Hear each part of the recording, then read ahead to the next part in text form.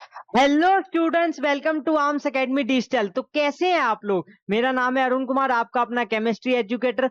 और आज आपका फिर से स्वागत करता हूं आज के इस नए लेक्चर में, जो हमारा होगा lecture number 2 of ionic equilibrium. Ionic equilibrium के पहले लेक्चर में हमने काफी सारी चीजें देखी थी, जैसे कि acid base and salt concept देखे थे हमने, चाहे वो लुईस कॉन्सेप्ट हो, चाहे वो ब्रोंस्टेड लोरी कॉन्सेप्ट हो, या फिर आर्हेनियस कॉन्सेप्ट हो। इसके अलावा इलेक्ट्रोलाइट क्या है, नॉन इलेक्ट्रोलाइट क्या है, और इन पर बेस्ड कुछ क्वेश्चंस किए थे। क्वेश्चंस पिछली लेक्चर्स में हमने कम किए थे। इस वाले लेक्चर में हमारा क्वेश्चंस वाला जो पार्ट होगा वो थोड़ा सा ज्यादा होगा, तो पहले ही आप कॉपी और पेन लेकर बैठ जाओ। ये चीज तो रही। इसके अलावा आज के इस लेक्चर में बहुत सारी नई चीजें आप सीखोगे। अभी तक आपका आसान वाला पार्ट था, क्योंकि फर्स्ट वाले लेक्चर में हमने बेसिक बेसिक पार्ट देखा था आयनिक इक्विलिब्रियम का। आज जो हम करने वाले हैं वो थोड़ा सा अलग लेवल पे जाएगा। ठीक है, पहले हम प्रॉपर्टीज ऑफ वाटर देखेंगे, उसके बाद हम आयनाइजेशन कांस्टेंट ऑफ वाटर देखने वाले हैं, उसके बाद पीएच कैलकुलेशन देखेंगे हम एसिड्स के लिए। तो बहुत ही इंपॉर्टेंट ये आपके लिए वीडियो होने वाली है। अगर आप आयनिक इक्विलिब्रियम अच्छे से सीखना चाहते हो तो ये वीडियो आपके लिए है। अगर आपको अच्छे से नहीं सीखना है, आपने मन बना लिया है कि छोड़ना ही है, क्योंकि कुछ चैप्टर्स होते हैं ना जो आप छोड़ देते हो, जैसे उसमें से एक ये चैप्टर तो है ही, 100% बच्चे छोड़ के आते हैं। एक ये चैप्टर है और एक थर्मोडाइनमिक्स है, क्लास 11th में से फेवरेट होता है बच्चों का कि इसको तो छोड़ना ही है। लेकिन मैं फिर भी कह रहा हूं आपको, आपको ये चैप्टर नहीं छोड़ना चाहिए। क्यों? क्योंकि इस चैप्टर में से अगर इजी क्वेश्चन आ गया तो आप क्या करोगे बताओ?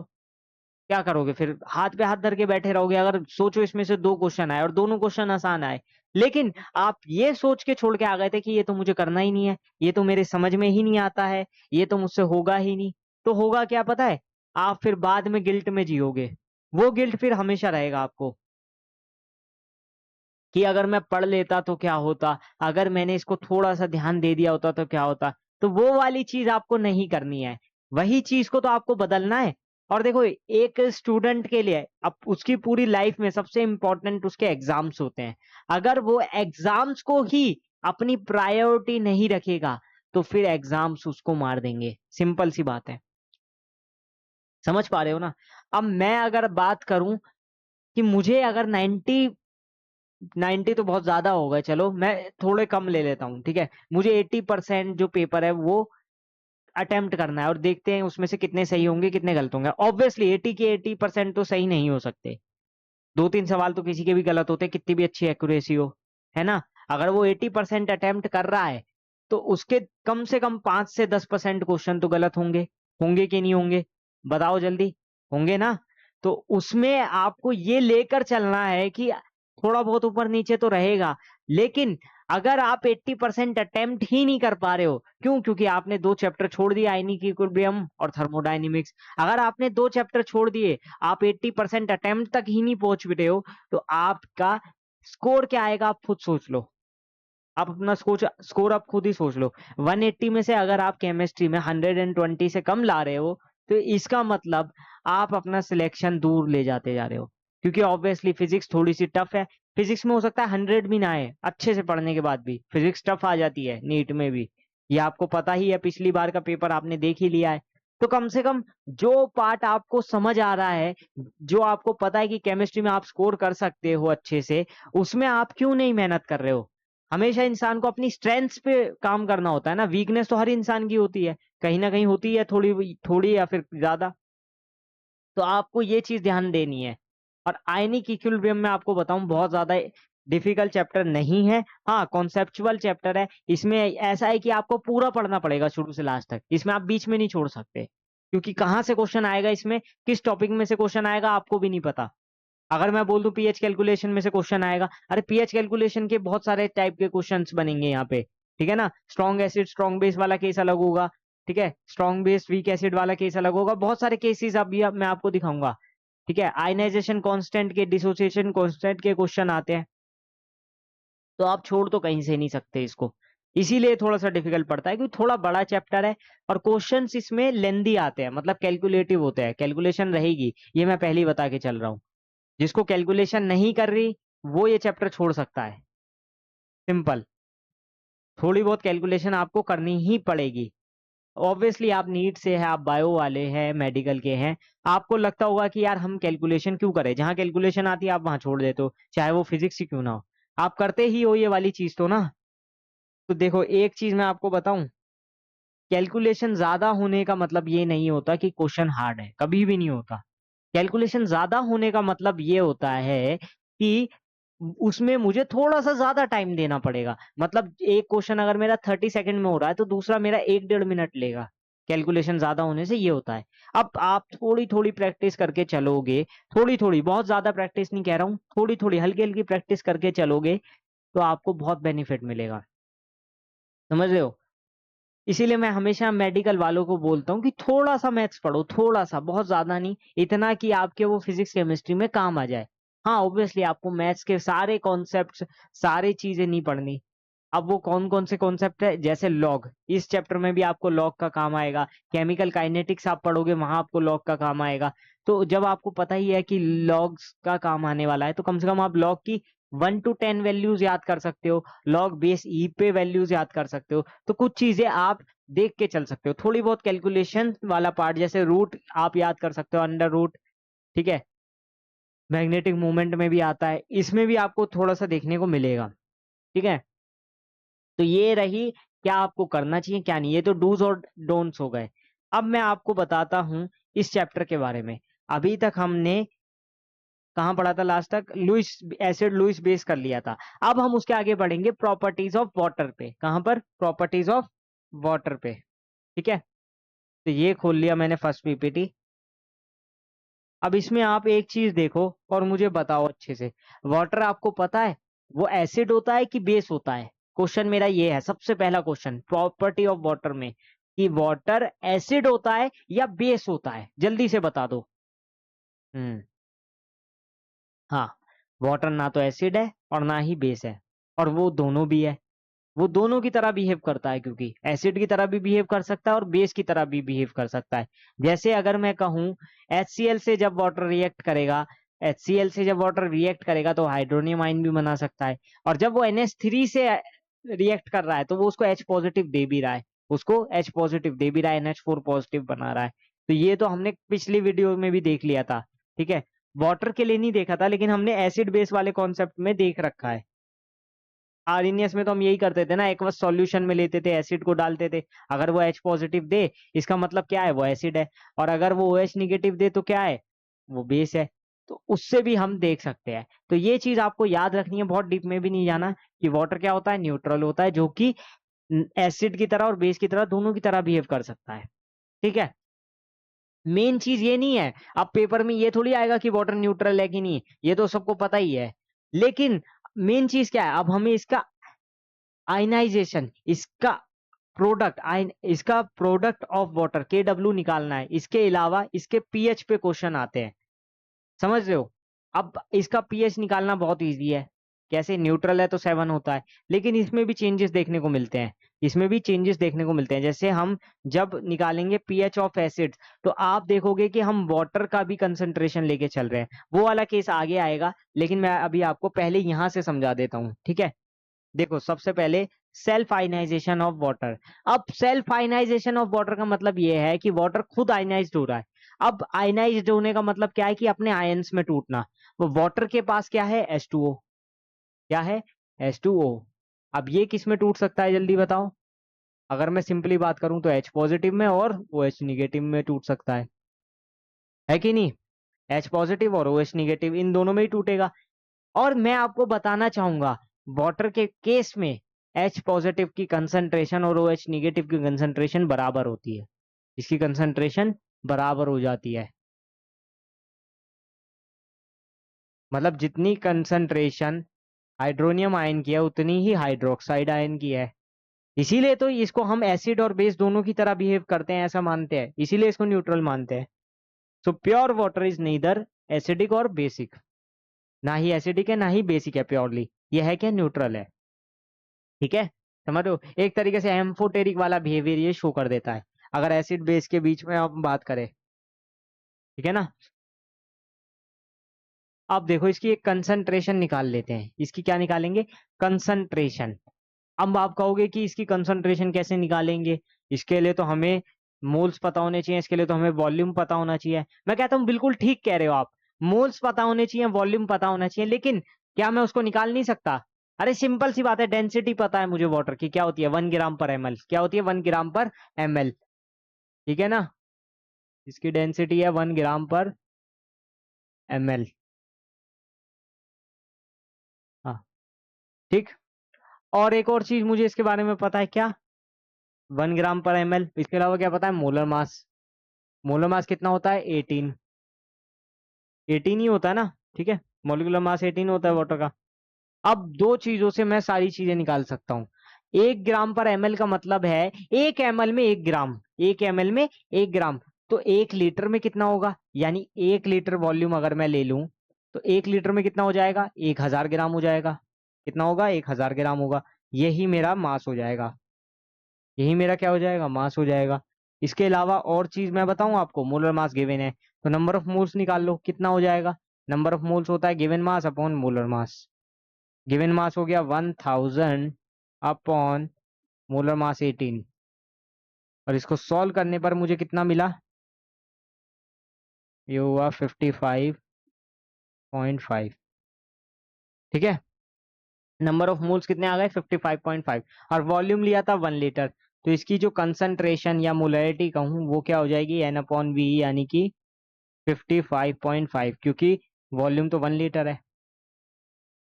समझ रहे हो? समझ रहे हो?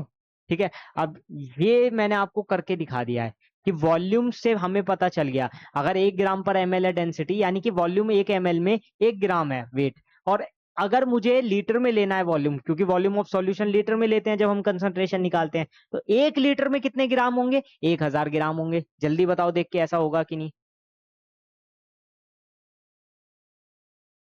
ये तो इजी थी कैलकुलेशन, इसमें तो आपको दिक्कत नहीं आई होगी कि मतलब मेरे पास, मुझे भी ये निकालना था ना बस कि 1 लीटर में 1000 ग्राम है, उसके बाद नंबर ऑफ मोल्स हो गया मेरा given mass upon molar mass, तो बस 1000 अपॉन 18 कितना आ गया? 55.5। और फिर इसको मोलैरिटी के फॉर्म में करेंगे, मोलैरिटी निकालनी तो आपको आती है ना, एन अपॉन वी, तो क्या हो जाएगा? 55.5 अपॉन 1, बस क्लियर।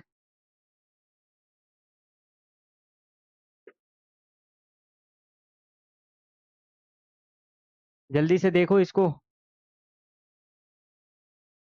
है ना? सही है ना?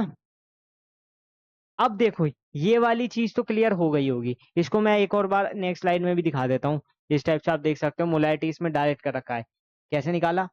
Number of moles upon volume, number of moles हो गया 1000 अपॉन 18, और वॉल्यूम 1 लीटर था, उसके बाद कितना आया? 55.5 मोल्स पर लीटर। मोलैरिटी ऐसी निकालते हैं ना, ठीक है। अरे अच्छा, वहां पर अब आ जाता है main part, ionisation constant of water. मैंने कहा था कि हम आयनाइजेशन कांस्टेंट पढ़ेंगे वाटर का, KW। अब इसमें हम क्या करने वाले हैं, आयनाइजेशन कांस्टेंट होता क्या है और क्यों इसको पढ़ रहे हैं? देखो, मैंने बताया था वाटर आयनाइज्ड होता है किसमें? H पॉजिटिव और OH निगेटिव में, ठीक है। अब यहां से क्या मैं इसका K इक्विवेलेंट निकाल सकता हूँ? बिल्कुल निकाल सकता हूँ। क्या होता था? क्या कहते हैं, concentration of product upon concentration of reactant. तो अगर मुझे कंसंट्रेशन ऑफ प्रोडक्ट पता हो, कंसंट्रेशन ऑफ रिएक्टेंट पता हो, तो मैं उसको निकाल सकता हूँ। और KW तो मुझे वैसे भी पता है, दो चीजों पे ही डिपेंड कर सकता है। किस पे? Concentration of H positive ion और कंसंट्रेशन ऑफ हाइड्रोक्साइड आयन, यानी OH माइनस आयन। ठीक है, तो KW क्या होता है? इसका फॉर्मूला तो हमें पहले से पता चल गया, क्योंकि ये डिपेंड कर रहा है सिर्फ दो चीजों पे। किस पे? H पॉजिटिव पे और OH निगेटिव पे। किस पे? H पॉजिटिव और OH निगेटिव पे। अब देखो, ये है वाटर की मैंने रिएक्शन लिखी, H2O टूटा मेरा H positive and OH negative में। ये सबको पता है, ये तो सबको पता है। के इक्विवेलेंट क्या हो जाएगा मेरा? प्रोडक्ट की कंसंट्रेशन, यानी H positive into OH negative upon H2O की कंसंट्रेशन। अब H2O की कंसंट्रेशन तो डिपेंडेंट ही नहीं है, और जैसे ही मैं H2O की कंसंट्रेशन को इंडिपेंडेंट मान के यहाँ पर मल्टीप्लाई कर दूंगा, तो ये मेरा क्या बन जाएगा? KW बन जाएगा। के इक्विवेलेंट इंटू H2O, KW ही हो गया ना, क्योंकि के इक्विवेलेंट क्या आ रही थी? वो के इक्विवेलेंट क्या आ रही थी? प्रोडक्ट की कंसंट्रेशन अपॉन रिएक्टेंट की कंसंट्रेशन। तो जैसे ही मैंने के इक्विवेलेंट में H2O की कंसंट्रेशन से मल्टीप्लाई किया, तो वो क्या बन जाएगा? KW बन जाएगा। और ये क्या है हमारा कांस्टेंट, ही H2O तो कांस्टेंट है ना H2O की कंसंट्रेशन। तो KW फाइनली मेरा क्या आया, KW फाइनली क्या आया, इन दोनों पे डिपेंड करा, यानी कि H पॉजिटिव आयन की कंसंट्रेशन इनटू OH आयन की कंसंट्रेशन। इसको अच्छे से देखो, और मैं आपको बताऊं, आपको पूरी डेरिवेशन याद रखने की जरूरत नहीं है, ये कोई डेरिवेशन नहीं है, मैं आपको समझा रहा हूँ। फॉर्मूला सिर्फ आपको ये वाला याद रखना है, इसी पे क्वेश्चन आता है, KW equals to H positive OH negative. इस पे क्वेश्चन 100% आने वाला है, ये मैं आपको बता देता हूँ। इस पे रिलेटेड क्वेश्चन आता है, क्योंकि इस पे क्वेश्चन ऐसे नहीं आएगा कि इसका फॉर्मूला पूछेगा, क्वेश्चन आएगा उसमें कहीं ना कहीं इसको यूज करना होगा। जैसे आपको KW दे दिया होगा तो आपको H पॉजिटिव आयन की कंसंट्रेशन पता होगी, उससे फिर आपको कुछ पीएच वीएच निकालना होगा, या फिर OH आयन की कंसंट्रेशन भी आप इसके थ्रू निकाल सकते हो। अब इसमें मैं एक चीज बता के चल रहा हूँ, अभी थोड़ी देर पहले मैंने आपको बताया था जस्ट कि H पॉजिटिव आयन और OH निगेटिव क्या, OH निगेटिव आयन की कंसंट्रेशन बराबर होती है किसमें, वाटर में। होती है कि नहीं होती, H पॉजिटिव आयन इक्वल्स होता है किसके, OH निगेटिव आयन के। ऐसा होता है कि नहीं होता। तो यहां से मैं एक चीज निकाल सकता हूं कि H positive ion equals OH negative ion, तो OH निगेटिव आयन की जगह H पॉजिटिव आयन रख दूं तो ये स्क्वायर हो जाएगा, ऐसी बन जाएगा कि नहीं KW के। और यहां से एक और चीज बनेगी, अगर मैं चाहूं तो ये भी निकाल सकता हूं कि H पॉजिटिव आयन हो या फिर OH निगेटिव आयन हो, वो मेरा कितना आ जाएगा, अंडर द रूट KW आ जाएगा। जल्दी देखो कैसे आया, यहाँ पर देखो H पॉजिटिव आयन और OH निगेटिव आयन है मल्टीप्लाई में, अगर मैं ये क्योंकि इक्वल से आपस में, तो H पॉजिटिव आयन की जगह OH निगेटिव आयन भी रख दूंगा, तो क्या होगा, OH आयन का स्क्वायर इक्वल्स टू KW। तो क्या आ जाएगा, OH ion equals to under root KW। अगर मैं OH आयन की जगह H पॉजिटिव आयन रख दूं तो H positive ion into H positive ion कितना होगा, H पॉजिटिव आयन स्क्वायर, और ये क्या हो जाएगा KW, तो क्या हो गया, H पॉजिटिव आयन भी क्या होगा, अंडर द रूट KW हो जाएगा। मतलब अगर मुझे किसी भी क्वेश्चन में KW गिवन है, तो इसका मतलब मैं H पॉजिटिव आयन की कंसंट्रेशन निकाल सकता हूं, हाइड्रोनियम आयन की कंसंट्रेशन निकाल सकता हूं, या हाइड्रोक्साइड आयन की भी कंसंट्रेशन को कैलकुलेट कर सकता हूं।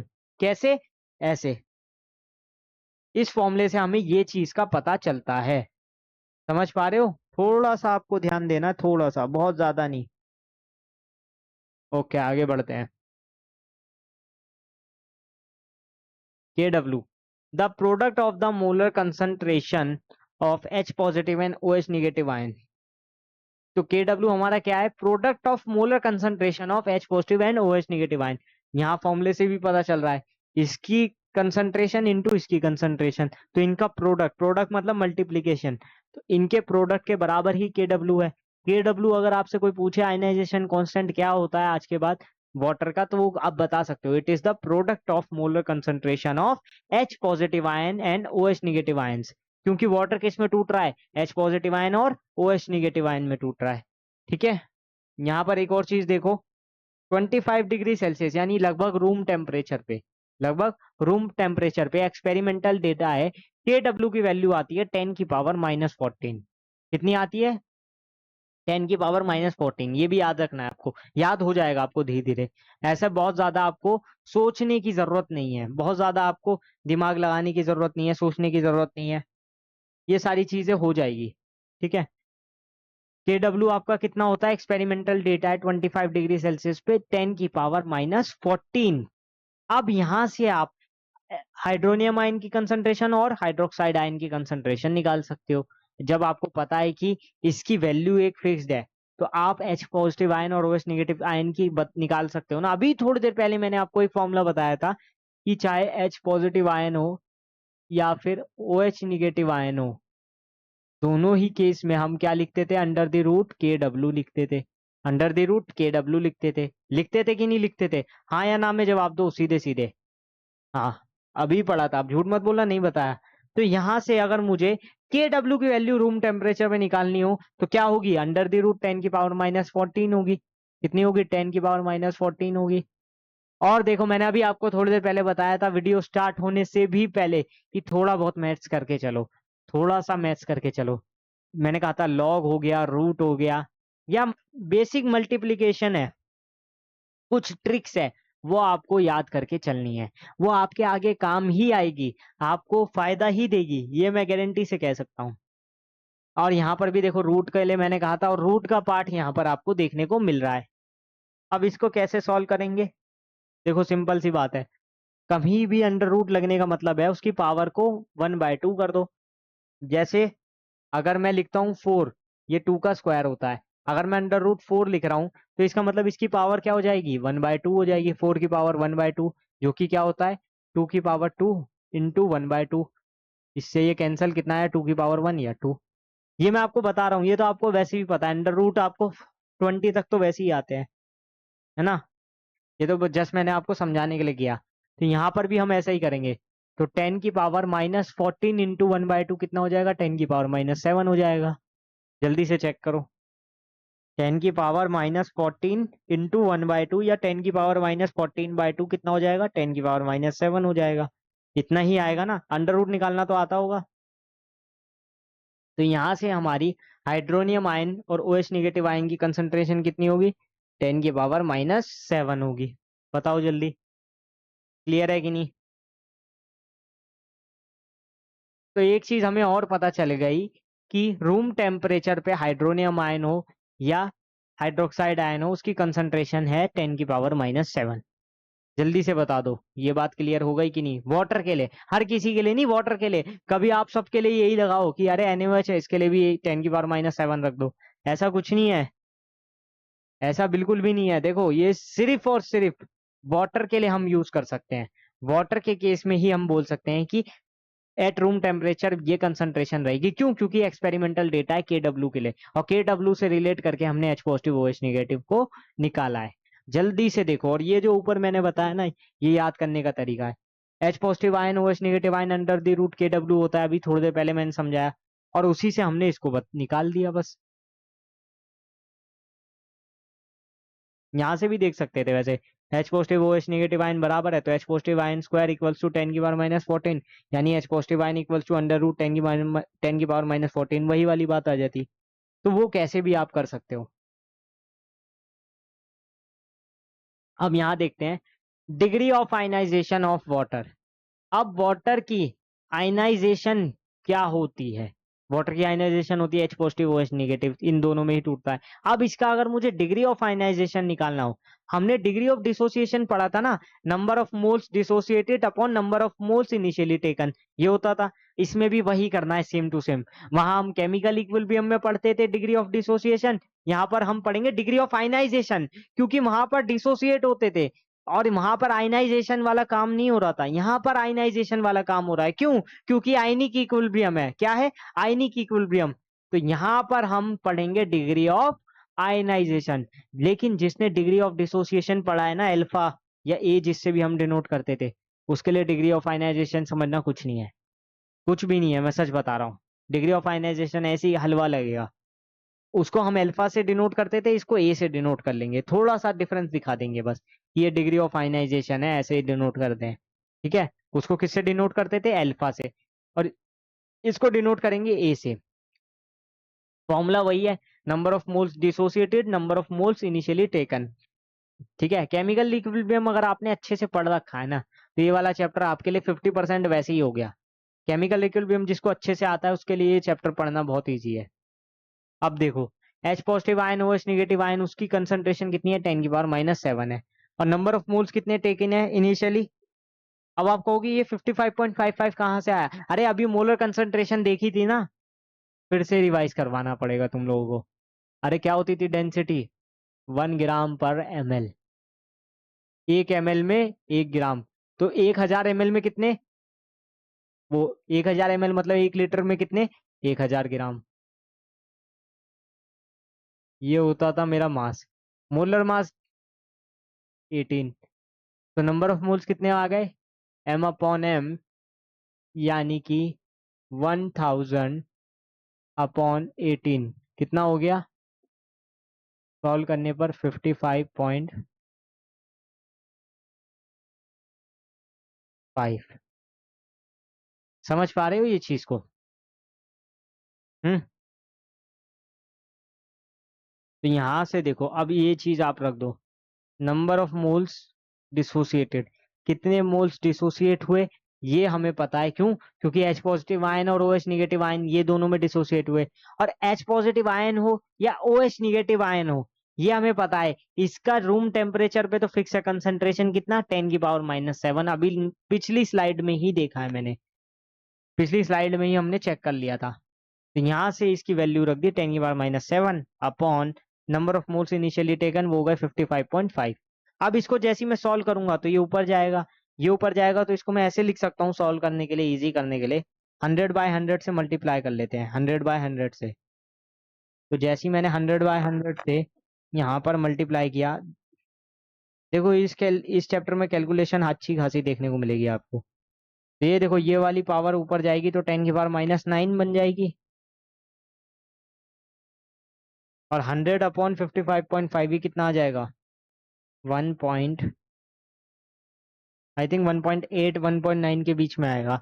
मैंने यहाँ सॉल्व कर रखा है, हाँ 1.8 सही है, 1.8 इंटू 10⁻⁹। अब इसको भी अगर मैं परसेंटेज में निकालना चाहूँ, किसी भी चीज को अगर मुझे परसेंटेज में निकालना है, परसेंटेज में कैलकुलेट करना है, तो उसके लिए मुझे क्या करना होता है, इंटू 100 करना होता है। ये चीज तो आपको मालूम ही होगी।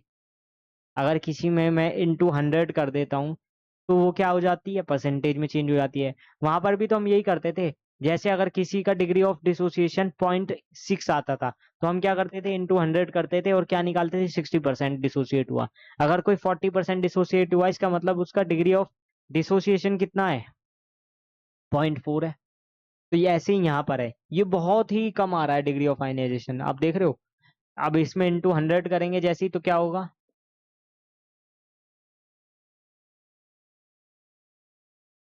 ये आ गया 1.8 इंटू 10⁻⁷%, माइनस, हाँ -7%। ठीक है, इसको चेक करो एक बार।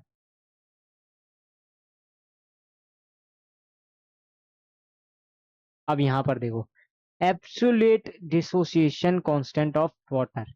अब ये क्या होता है हमारा, एब्सोल्यूट डिसोसिएशन कांस्टेंट, मतलब अभी तक हमने पढ़ा डिसोसिएशन कांस्टेंट या आयनाइजेशन कांस्टेंट, तो समझ आ गया था। एब्सोल्यूट डिसोसिएशन कांस्टेंट क्या है, तो देखो हमेशा याद रखो, न्यूट्रल सॉल्यूशन मतलब क्या होता है कि हमारा H पॉजिटिव आयन की कंसंट्रेशन बराबर हो जाए OH माइनस की कंसंट्रेशन की, यानी जितना हाइड्रोनियम आयन कंसंट्रेटेड होगा उतना ही हाइड्रोक्साइड आयन होगा।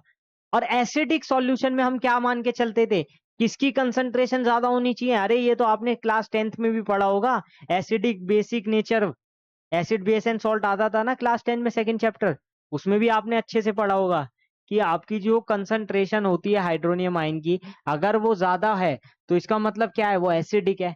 और अगर बेस के लिए क्योंकि OH माइनस लेते थे, अगर OH माइनस की कंसंट्रेशन ज्यादा है तो क्या होता था, बेसिक सॉल्यूशन हो जाता था। ये वाला पार्ट तो आपको वहां से भी पता है, अगर आप क्लास 10 CBSE के सेकंड चैप्टर को देखेंगे तो भी आपको समझ आएगा, लेकिन मैं आपको वैसे ही बता देता हूँ, याद करने के लिए भी आप देख सकते हो। न्यूट्रल मतलब दोनों बराबर, एसिडिक मतलब H पॉजिटिव आयन की कंसंट्रेशन ज्यादा होगी, किसकी ज्यादा होगी, H आयन की कंसंट्रेशन। और अगर मैं बेसिक सॉल्यूशन की बात करूं तो इसका उल्टा हो जाएगा, OH माइनस की कंसंट्रेशन ज्यादा हो जाएगी, किसकी ज्यादा हो जाएगी, OH माइनस की। के इक्विवेलेंट आपको निकालना आता है, प्रोडक्ट की कंसंट्रेशन अपॉन रिएक्टेंट की। यहाँ से आपने सॉल्व किया 10⁻⁷ इंटू 10⁻⁷। अब आपका हो गया कहाँ से आया, अरे रूम टेम्परेचर पे फिक्स होता है ना H आयन की कंसंट्रेशन और OH आयन की कंसंट्रेशन। तो मैंने क्या किया, इसकी वैल्यूज पुट कर दी, बस इसकी वैल्यूज यहाँ पे पुट कर दी। जैसे H आयन की कंसंट्रेशन है 10⁻⁷, OH आयन की कंसंट्रेशन वो भी 10⁻⁷।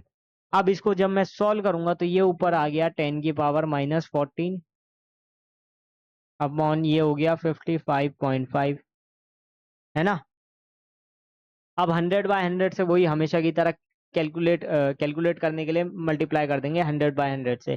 तो ये वो वाला 100 ऊपर आके 10⁻⁻16, और 100/55.5 1.8।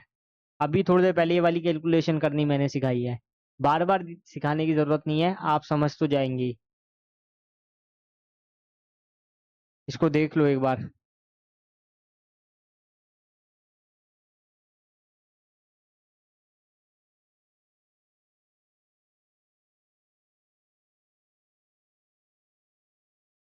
अब आ जाते हैं मेन टॉपिक पे, असली टॉपिक तो अब स्टार्ट हुआ है।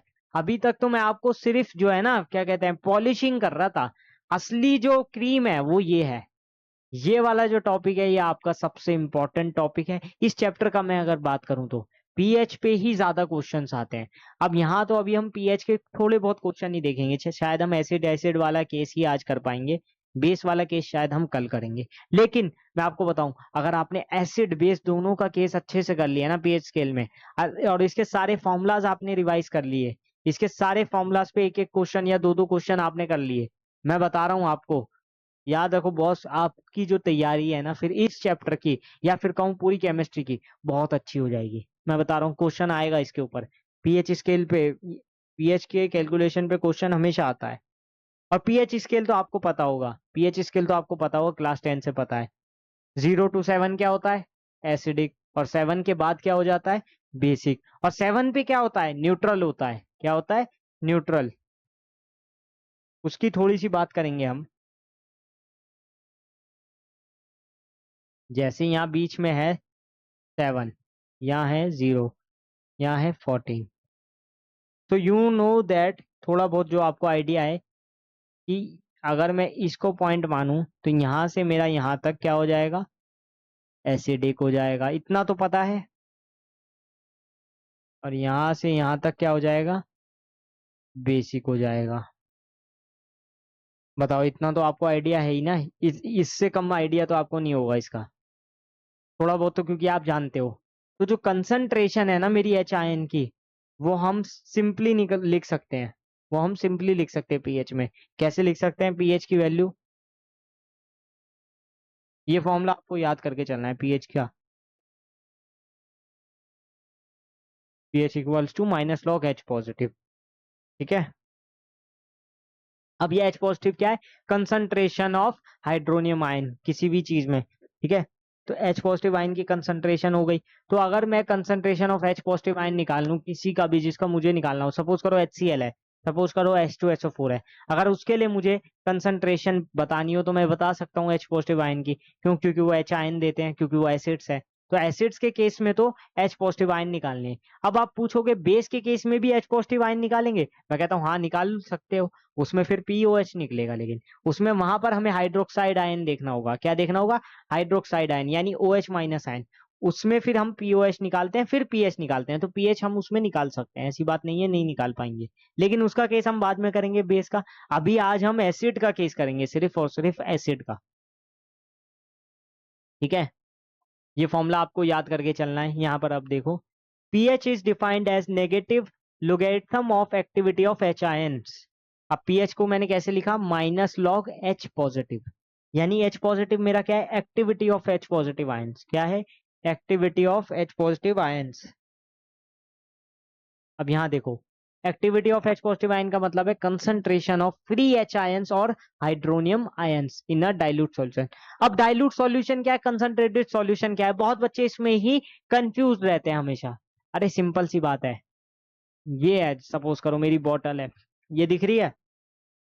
अगर मैं इसको खोलूं और इसके अंदर थोड़ा सा मैं एसिड डाल दूं, थोड़ा सा, इस ढक्कन के बराबर मैं एसिड डालूं इतने पानी में, ये देख रहे हो लगभग आधा लीटर पानी है, इसमें अगर मैं थोड़ा सा मतलब 20 ml अगर मैं एसिड डाल दूं, तो ये क्या बनेगा? ये डाइल्यूट सॉल्यूशन बनेगा। कैसा सॉल्यूशन बनेगा? Dilute solution.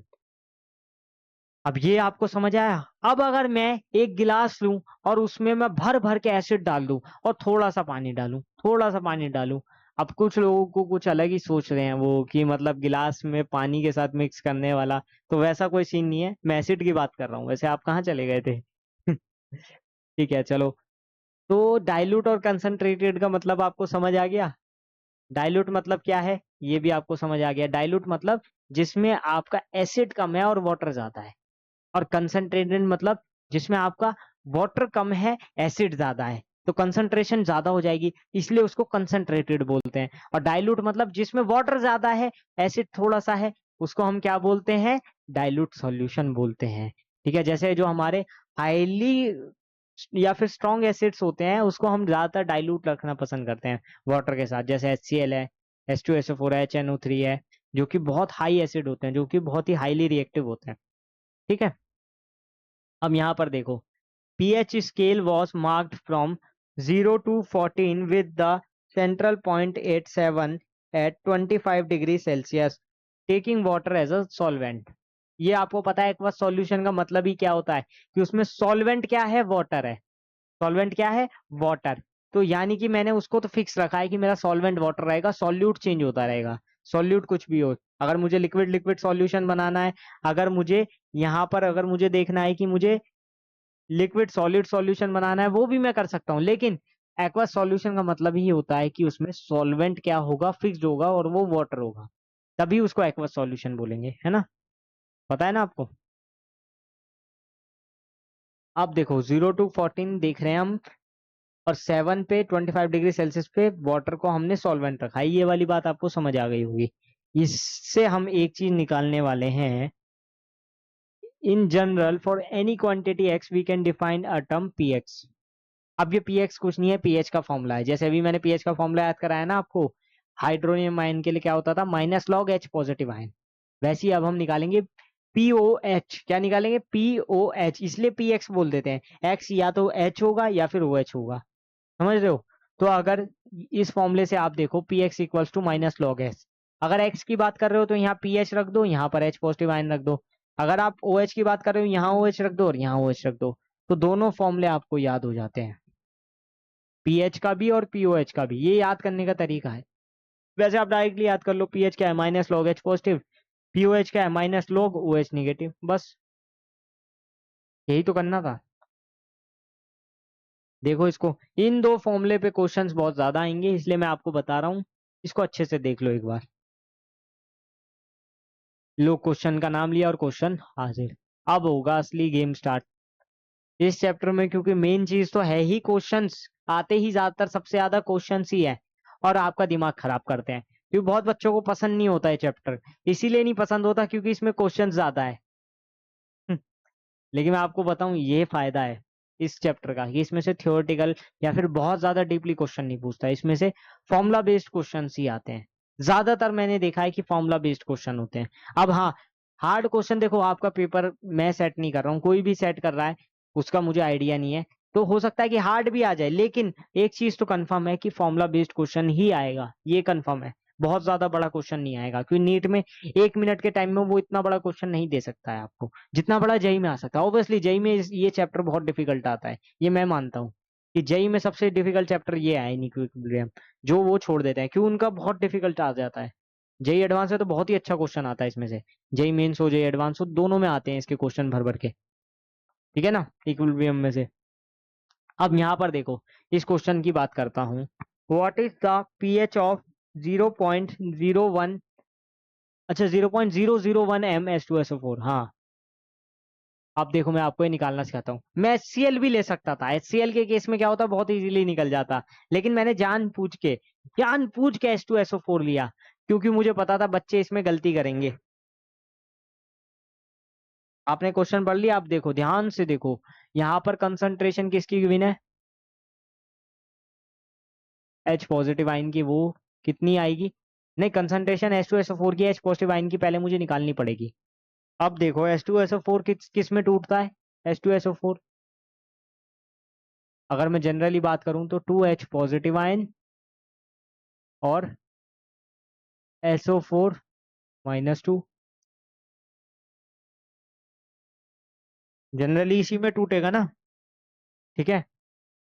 अब H पॉजिटिव आयन 2 बार टूट रहा है, किसमें, 2 × H पॉजिटिव आयन। तो यहाँ पर जो मुझे H पॉजिटिव आयन की कंसंट्रेशन लगेगी, वो क्या लगेगी, 2 × कंसंट्रेशन ऑफ H2SO4, यानी कि कितना हो गया H पॉजिटिव आयन की कंसंट्रेशन यहाँ पे,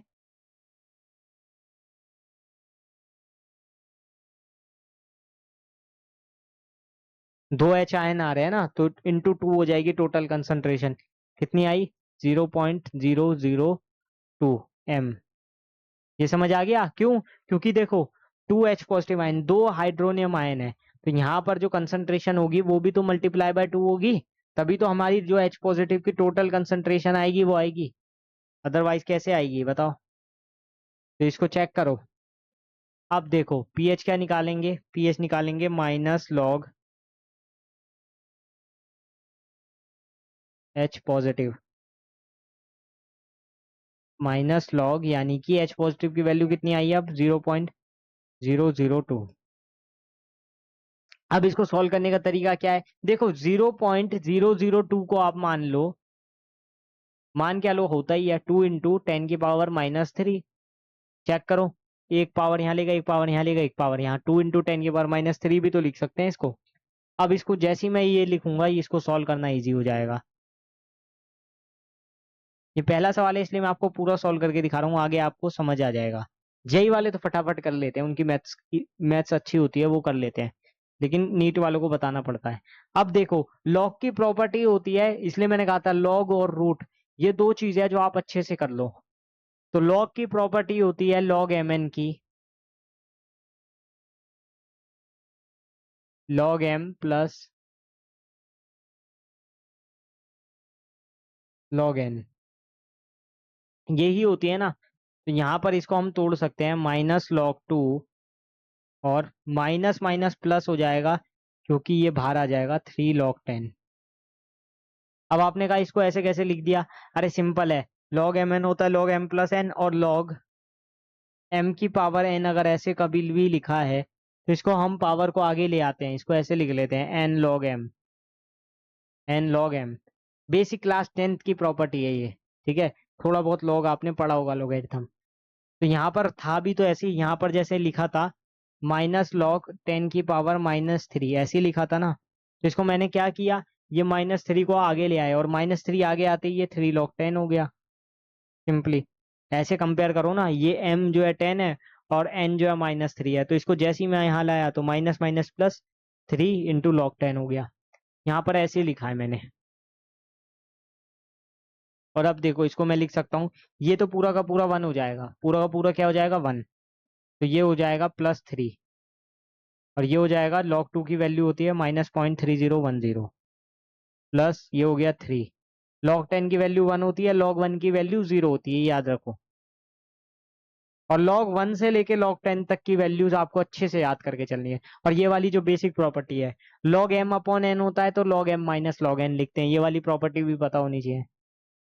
ये तो log mn के लिए था, अगर log m/n लिखा होता तो क्या करते, log m - log n करते। चेंज भी कर सकते हैं, जैसे कहीं log m - log n है तो log m/n लिख दिया, कहीं log m + log n है तो log mn लिख दिया। ये कुछ बेसिक प्रॉपर्टीज है जो आपको याद करके चलनी है। अब ये इसको सॉल्व करेंगे तो 3 - 0.30 है एक तरीके से, तो 2.69 या फिर 2.7 आना चाहिए। मैं 2.69 लेके चलता हूँ pH। समझ पा रहे हो, 2.7 भी लिख सकते थे, कोई ऐसी दिक्कत नहीं है।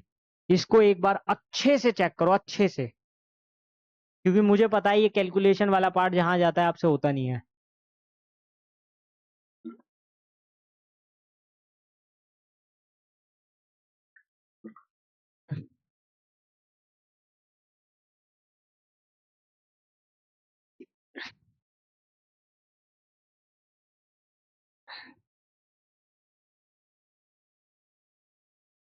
समझ पा रहे हो, तो पीएच का फॉर्मूला क्या होता है, -log H पॉजिटिव।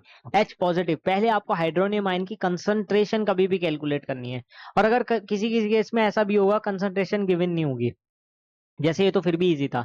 यहाँ पे कंसंट्रेशन मुझे H2SO4 की पता थी, तो मैंने देख लिया है हाइड्रोनियम आयन कितने में टूट रहा है, 2 में, तो यहाँ 2 से मल्टीप्लाई कर दिया। अगर HCl होता, HNO3 होता तो मुझे कुछ नहीं करना होता।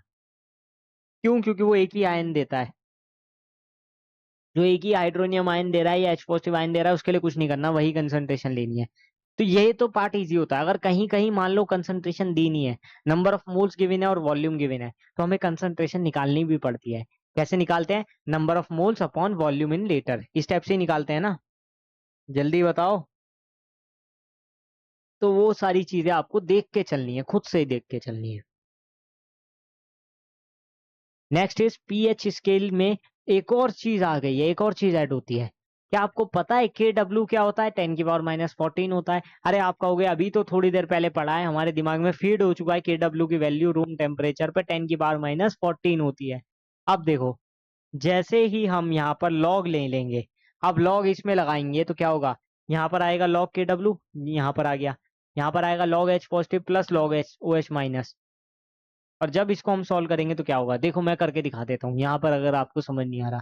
टेकिंग लॉग बोथ साइड क्या बनेगा, log के W इक्वल्स log, मैं पूरा अच्छे से आपको बताता हूँ खोल के, log H पॉजिटिव इंटू, इस टाइप से ना, H positive into OH negative, इसमें मैंने लॉगरिथम निकाल दिया। अब मैंने आपको बताया था log m इंटू एन की प्रॉपर्टी क्या होती थी, log m plus log n, तो यहां पर से तोड़ के क्या हो जाएगा, log के W equals log H positive plus log OH negative. ठीक है, अब देखो इस केस में मेरे को ये तो समझ आ गया है कि log H पॉजिटिव है, log OH निगेटिव है। अब यहाँ पर एक चीज आपको पता है, क्या क्या पता है, जल्दी से बताओ, इसकी वैल्यू कितनी है, 10⁻⁻7, इसकी वैल्यू कितनी है,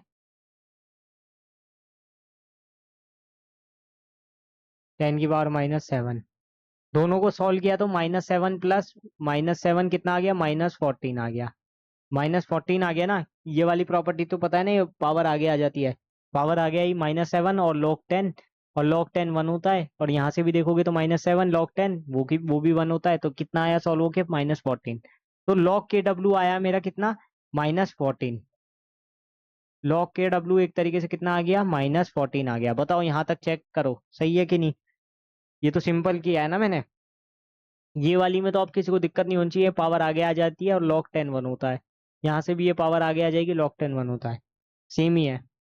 तो यहाँ से अगर मैं चाहूँ तो के डब्ल्यू निकाल सकता हूँ, कितना हो जाएगा, टेकिंग एंटी लॉग 10⁻⁻14 हो जाएगा। तो यहाँ से एक चीज पता चल गई कि ये चीज इससे कंफर्म हो रही है। अब मुझे अगर ये ना निकाल के, कुछ और निकालना हो, H पॉजिटिव और OH निगेटिव आयन की निकालनी हो, तो वो भी निकाल सकता हूँ। दोनों चीजें मैं आपको दिखाने वाला हूँ यहाँ से। जैसे इसकी वैल्यू कितनी हो जाएगी, लॉग के डब्ल्यू की फिक्स होती है कितनी, 10⁻⁻14, ये एज इट इज लिखा हुआ है, मतलब log H positive plus log OH negative, ये कितना हो गया, -14 आ गया। तो log H पॉजिटिव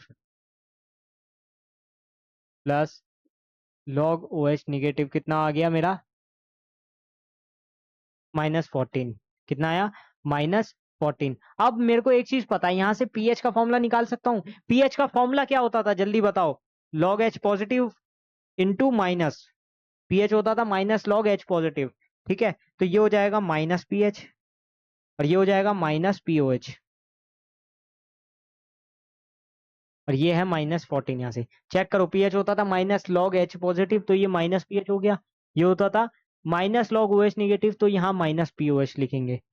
अब जैसे ही मैं माइनस कॉमन लूंगा तो ये क्या बन जाएगा, माइनस से minus cancel, pH plus POH, जल्दी से चेक करो ये वाली चीज। तो pH प्लस POH के लिए मेरे पास क्या रिलेशन आया, दोनों रिलेशन मैंने दिखा दिए, KW को सेटिस्फाई करके दिखा दिया और pH POH निकाल के दिखा दिया। अब जल्दी से बताओ और क्या रह गया। तो एक चीज मुझे पता चल गई, अगर मेरे पास pH है तो मैं POH निकाल सकता हूँ, और POH है तो pH निकाल सकता हूँ। POH क्या हो जाएगा, 14 माइनस pH, और pH यहाँ से क्या हो जाएगा, pH यहाँ से हो जाएगा 14 माइनस POH। जल्दी से चेक करो इस चीज को,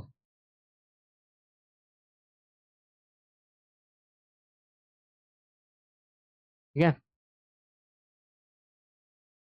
वही चीज बताइए, पी के डब्ल्यू किसके बराबर आ गया, pH प्लस POH के बराबर आ गया। पी के डब्ल्यू मतलब 14 हो गया, ये भी सॉल्व करने पर पी के डब्ल्यू कितना आता है, 14, ये तो आपको पता चल गया होगा, अभी थोड़ी देर पहले देखा। तो pH प्लस POH की वैल्यू कितनी आ गई, 14, जो कि अभी मैंने आपको करके दिखाया एट 25 डिग्री सेल्सियस, यानी रूम टेम्परेचर पे। अब एक क्वेश्चन करके देख लेते हैं। क्वेश्चन है, calculate the pOH of a solution at 25 degree Celsius that contains 1 into 10⁻⁻10 m of hydronium ions.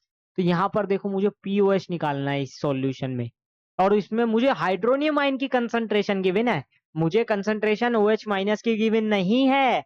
अगर हाइड्रोनियम आयन की गिवन है, इसका मतलब मुझे पहले क्या निकालना होगा, पहले पीएच निकालना होगा, उसके बाद पीओएच निकालूंगा। तो देखो एच पॉजिटिव आयन की कंसंट्रेशन कितनी है, 10⁻⁻10 m। तो पीएच कितना हो जाएगा, minus log H positive,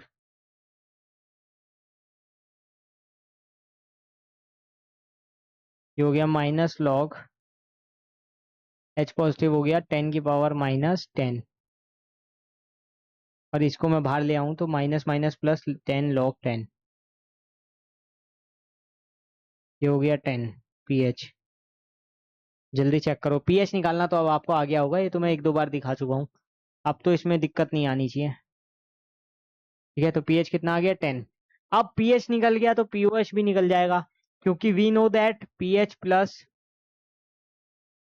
pOH कितना आता था 14, और यहां से मुझे पता है पीएच की वैल्यू 10 है, तो पीओएच कितना हो जाएगा 14 - 10। तो पीओएच मेरा कितना आ जाएगा, 4 आ जाएगा। जल्दी से चेक करो इसको, ऑप्शन कौन सा सही है इसमें, ये ऑप्शन सही है। ठीक है, जल्दी से इसको चेक करो। इस टाइप के और भी क्वेश्चंस आपको मैं देखने को मिलेंगे, या फिर मैं दिखाऊंगा, मैं लेकर आया हूँ क्वेश्चंस आपके लिए, आप टेंशन बिल्कुल मत लो।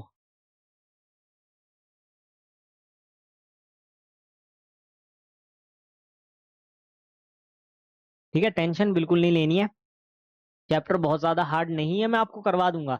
आप थोड़ा सा विश्वास रखोगे ना, थोड़ा सा विश्वास रखोगे, मैं गारंटी से कह रहा हूँ आपको सब करवा दूंगा। आपको बिल्कुल भी टेंशन लेने की जरूरत नहीं है। हाँ, टेंशन लो, अपनी पढ़ाई की टेंशन लो, ये टेंशन मत लो कि समझ नहीं आ रहा, ये चैप्टर हार्ड है, ये हो गया, अरे मेरे साथ ये हो गया, मेरी जिंदगी बर्बाद हो गई, मैं अब क्या करूंगा, ये सब नहीं टेंशन लेनी। टेंशन तो उस बात की लेनी है कि यार अब पेपर आने वाले हैं, कैसे अपनी तैयारी को बेहतर बनाया जाए, उस चीज की आपको टेंशन लेनी है, वो चीज आपके लिए बहुत ज्यादा इंपॉर्टेंट है। और मैं तो मानता हूँ एक स्टूडेंट के लिए सबसे ज्यादा जरूरी उसकी पढ़ाई है, सबसे ज्यादा जरूरी, उससे ज्यादा जरूरी तो कुछ है ही भी नहीं, उससे ज्यादा जरूरी कुछ नहीं होना चाहिए। आपका धर्म कर्तव्य सब कुछ क्या है, कि आपको कॉपी किताब खोलनी है, पढ़ाई स्टार्ट करनी है, इसके अलावा कुछ होना ही नहीं चाहिए। इसके अलावा अगर कुछ चीज है, इसके अलावा अगर आप मौज मस्ती में ज्यादा बिलीव कर रहे हो, तो आप अपनी लाइफ के साथ खेल रहे हो बॉस, सीधे सीधे मैं कह रहा हूँ, आप अपनी लाइफ के साथ खेल रहे हो। तो ये वाली चीज आपको नहीं करनी है। तो मैं आपको देता हूँ 2 मिनट, देखो इसको आराम से। बहुत ज्यादा मुश्किल क्वेश्चन मैंने अभी तक नहीं करवाए हैं, अगर आपको यही मुश्किल लग रहा है तो फिर दिक्कत है।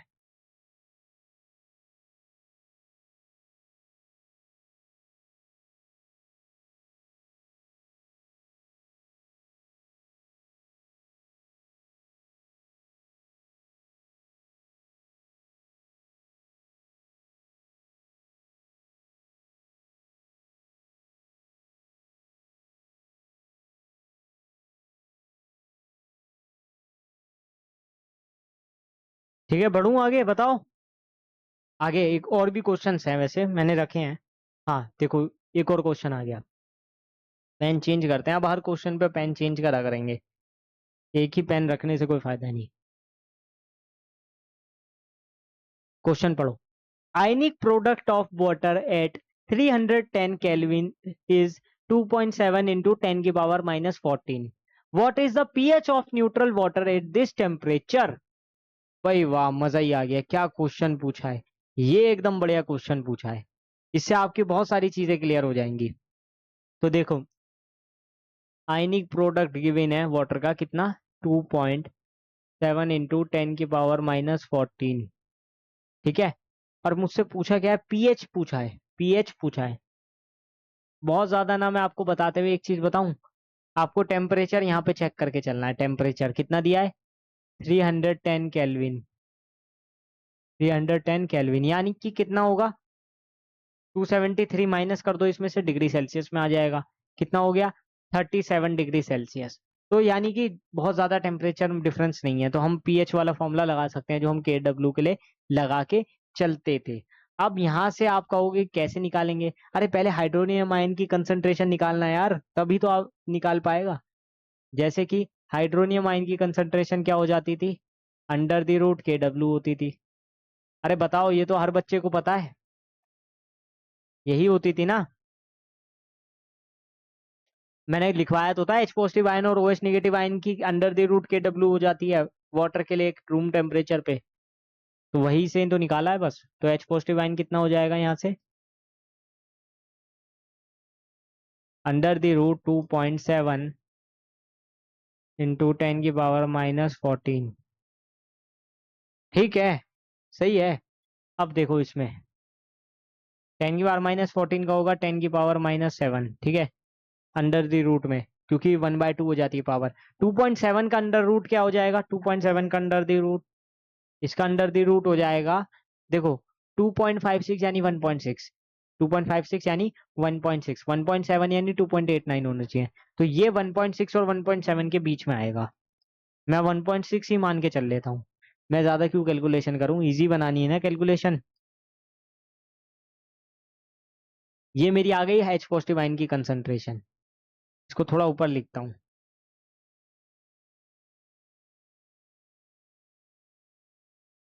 ठीक है। अब सही है।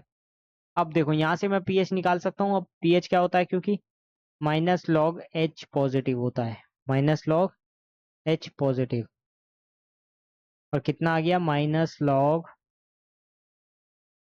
1.6 इंटू 10⁻⁻7।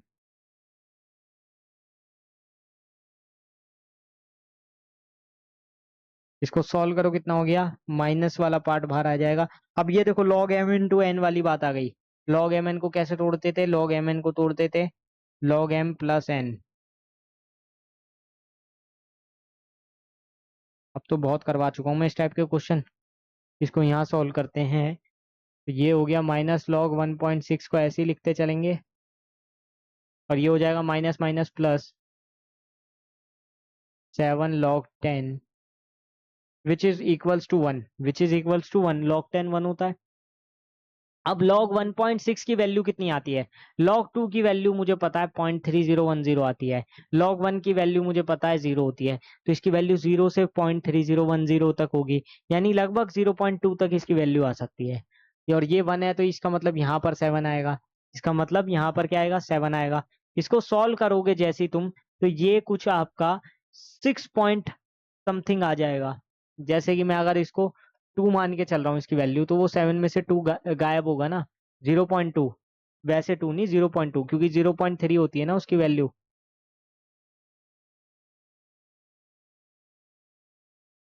0.2 समथिंग कुछ आ रहा होगा, तो ये मेरा 6.8 समथिंग या 6.9 समथिंग कुछ आएगा इसमें से। मैं 6.8 समथिंग मान के चलता हूँ, सपोज करो, ठीक है। तो इसको एक बार चेक कर लेना कितना आ रहा है, कैलकुलेशन वाला पार्ट तो आपको चेक करना होगा ना। अब एकदम एक्यूरेट मैं यहाँ पर डायरेक्टली नहीं करवा पाऊंगा, वो आपको पता होना चाहिए, कैलकुलेटर मेरे पास नहीं है।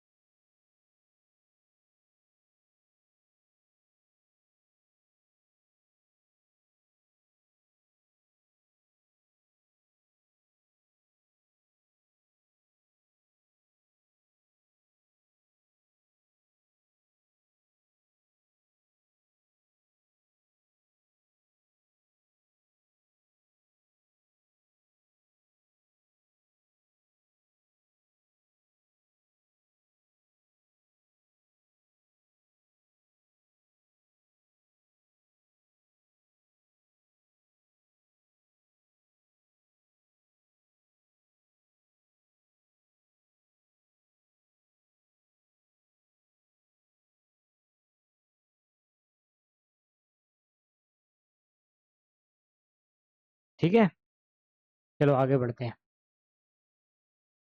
PH scale. अब नेक्स्ट पार्ट जो हमारा आने वाला है वो है पीएच स्केल। अब आप कहोगे पीएच स्केल क्या होता है, अरे सिंपल सी चीज है। पीएच स्केल तो अभी तक हम पढ़ते आ रहे हैं, एसिड है, बेस है। अब इसमें हम एसिडिक स्ट्रेंथ भी देख सकते हैं इसके थ्रू। क्या देख सकते हैं? एसिडिक स्ट्रेंथ क्या होती है। अब एसिडिक स्ट्रेंथ किसी की भी पता चलती है मुझे कि उसकी हाइड्रोनियम आयन की कंसंट्रेशन कितनी ज्यादा है। अभी थोड़ी देर पहले मैंने बताया था एसिडिक सॉल्यूशन मतलब उसमें H पॉजिटिव आयन की कंसंट्रेशन OH नेगेटिव आयन की कंसंट्रेशन से ज्यादा होगी, और अगर उससे कम है इसका मतलब क्या है? अगर H पॉजिटिव आयन की कंसंट्रेशन OH नेगेटिव आयन की कंसंट्रेशन से कम है, इसका मतलब क्या है? इसका मतलब वो बेसिक है फिर। तो इसी से हमको पता चल जाता है। या फिर मैं यूं कहूं कि अगर किसी एसिड के लिए मैं बात करूं तो उसकी एसिडिक स्ट्रेंथ उतनी ज्यादा होगी जितना ज्यादा वो H पॉजिटिव आयन वाटर में डिसोसिएट कर सके, यानी जितना H पॉजिटिव आयन देगा उतनी ज्यादा एसिडिक स्ट्रेंथ बढ़ जाएगी।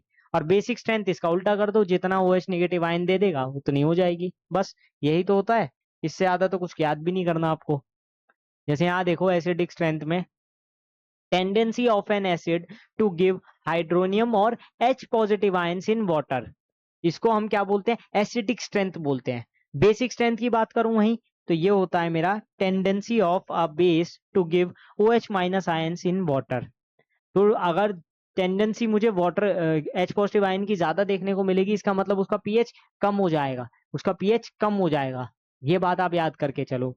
अब ये कैसे होगा ये मैं आपको प्रैक्टिकली भी दिखा दूंगा। वैसे एसिड के बारे में अभी बहुत सारी बातें करनी है, अभी तो हम आए ही हैं एसिड के ऊपर। अभी आपको लग रहा है आपने क्वेश्चन सॉल्व कर लिए पीएच के, अरे कुछ नहीं है ये, अभी तो मिक्सचर ऑफ टू एसिड भी करोगे आप। अभी आपको बहुत कुछ करना बाकी है, और ये सारी चीजें आप तभी समझोगे जब आप इस चीज को क्वेश्चंस में प्रैक्टिस करोगे, फॉर्मूला रिवाइज करोगे। ये चीजें पढ़ने से नहीं करने से आएगी। यहाँ पर देखो tendency to give OH minus ion, अगर इसकी मैं टेंडेंसी बढ़ा दूं OH माइनस की तो पीएच क्या हो जाएगा? बढ़ जाएगा। पीएच क्या होगा? बढ़ जाएगा। क्यों? क्योंकि बेसिक का पीएच क्या होता है? ज्यादा होता है। बेस का पीएच क्या होता है? 7 to 14 होता है, तो वो बढ़ रहा है ना पीएच। और एसिड का क्या होता है? कम होता है। जितना कम पीएच उतना ज्यादा एसिडिक। यानी कि अगर मैं बोलूं किसी का पीएच 1 है, किसी का पीएच 2 है, तो इसका मतलब वो उतना अच्छा एसिड है, इसका मतलब वो उतना अच्छा एसिड है। अब यहाँ पर देखो स्ट्रॉन्ग एसिड सॉल्यूशन। अब बहुत ध्यान से आपको पढ़ना है, बहुत ही ध्यान से। कभी भी जब हम स्ट्रॉन्ग एसिड सॉल्यूशन की बात करते हैं तो वहां पर हम बात करेंगे उसका पीएच बहुत कम होना चाहिए, उसका पीएच 1 2 0 ऐसे होना चाहिए। अगर 0 1 2 आ रहा है वो हाईली एसिडिक है। क्या है? हाईली एसिडिक है। अब वो कब होगा? जब उसकी कंसंट्रेशन क्या होगी? 10⁻⁻1 10⁻⁻2 या 10⁻⁻3 होगी। और ये कब होगी? इस केस में। यानी कि H पॉजिटिव आयन की कंसंट्रेशन अगर 10⁻⁻6 से ज्यादा आ रही है, इसका मतलब वो स्ट्रॉन्ग एसिड है। अब आप कहोगे 10⁻⁻6 से ज्यादा, 10⁻⁻7 10⁻�8, अरे यार कर दी ना वही बात। मुझे पता है इस क्लास में बहुत सारे खच्चर बैठे होंगे, वो क्या करेंगे? 10⁻⁻6 उनको लगता है 10 की पावर जैसे बढ़ेगी तो वो पावर बढ़ेगी, इसका मतलब उसकी वैल्यू बढ़ रही है। ऐसा कुछ नहीं है, पावर में माइनस है। और कभी भी देखो 10⁻⁻6 का मतलब होता है कि 1/10⁻6, यानी इससे ज्यादा होना चाहिए। ऐसे याद कर लो, 10⁻⁻6 यानी 1/10⁻6 होता है। यानी कि इससे ज्यादा क्या क्या हो सकता है? 10⁻⁻4 इससे ज्यादा है, 10⁻⁻5 भी इससे ज्यादा है, 10⁻⁻6 से। ठीक है, बच्चों की तरह याद करवा रहा हूँ बिल्कुल आपको। इस टाइप से आप देख लो, 10⁻⁻1 10⁻⁻0 कर दोगे तो फिर वो 1 ही हो जाएगी। वो तो फिर हाईली एसिडिक है। ठीक है, उस केस में तो। अब देखो H positive ions coming from water can be neglected. जो H पॉजिटिव आयन है जो वाटर से आ रहे हैं वो नेग्लेक्ट होते हैं, लेकिन वो इस केस में होते हैं अगर उसकी वैल्यू 10⁻⁻6 से ज्यादा है। अगर 10⁻⁻6 से कम हुई उसकी वैल्यू तो हमें वाटर की भी कंसंट्रेशन लेके चलनी पड़ेगी, फिर हमें वाटर की कंसंट्रेशन लेके चलनी पड़ेगी। सपोज करो H पॉजिटिव आयन की कंसंट्रेशन कहीं लिखी है 10⁻⁻8 मोलर। इस केस तक तो हम सही थे। अगर किसी की 10⁻⁻5 लिखी थी तो वहां पर तो हम pH 5 लिख देते थे डायरेक्टली सॉल्व करके। अब इस केस में हम क्या करेंगे? मैं दोनों केस दिखाता हूँ आपको अच्छे से। जैसे सपोज करो क्वेश्चन आता है कैलकुलेट द कंसंट्रेशन, या मैं अपनी तरफ से करवा रहा हूँ, कंसंट्रेशन नहीं पीएच करना ना, calculate the pH of 10⁻⁻4 molar HCl। तो इस केस में तो इजीली आप बता दोगे कैसे। आपको कंसंट्रेशन पता चल गई H पॉजिटिव की कितनी है, इसको चेंज करते हैं दूसरे कलर से। हाँ, तो यहाँ पर तो आपको H पॉजिटिव आयन की कंसंट्रेशन पता चल गई, कितनी है, 10⁻⁻⁴ m, 10⁻⁻⁴ m, ये तो आपको पता चल चुकी है। अब यहाँ से तो आप pH निकाल लोगे, यहाँ से तो आप pH निकाल लोगे, which is -log H positive. कितना हो गया, -log 10⁻⁻⁴, ये इधर ले आओ, कितना हो गया, 4 log 10, यानी कि कितना हो गया, 4। यहाँ पर तो हमने वाटर की ली नहीं थी, यहाँ पर तो हमने डायरेक्टली कंसंट्रेशन देखी एच आयन की HCl में और सॉल्व कर दिया। यहाँ पर हमने वाटर की कंसंट्रेशन को नहीं लिया, लेकिन किसी किसी केस में हमें लेकर भी चलना पड़ेगा। कौन से केस में, अभी बताता हूँ कौन से केस में।